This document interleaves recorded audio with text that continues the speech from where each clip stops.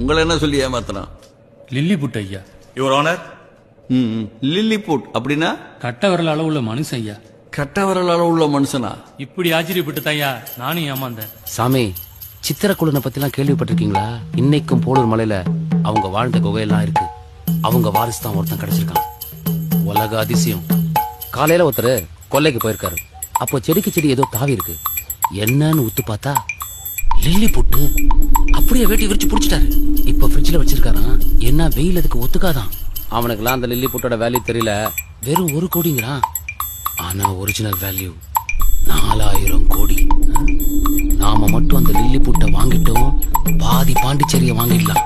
4000 கோடியா? 50 லட்சத்தை வாங்கிட்டு முழுசா மொட்டைய போட்டு போனவன இன்னைக்கு தாங்கயா பாக்குறேன்.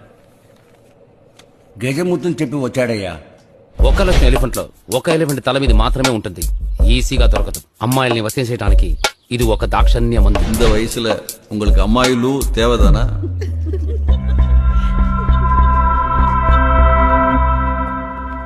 என்ன வக்கீல் சார், ஜட்ஜி உங்களை மதிக்கவே மாட்டேங்கிறாரு. கேஸை ஒழுங்கா நடத்துவீங்கல்ல? தலைவரே, கேஸ பொறுத்த வரைக்கும் கோர்ட்டுக்கு உள்ள நடக்கிறது மேட்ரு இல்ல, கோர்ட்டுக்கு வெளியே என்ன நடக்குது அதான் மேட்ரு. உங்களை என்ன சொல்லி ஏமாத்தினான்?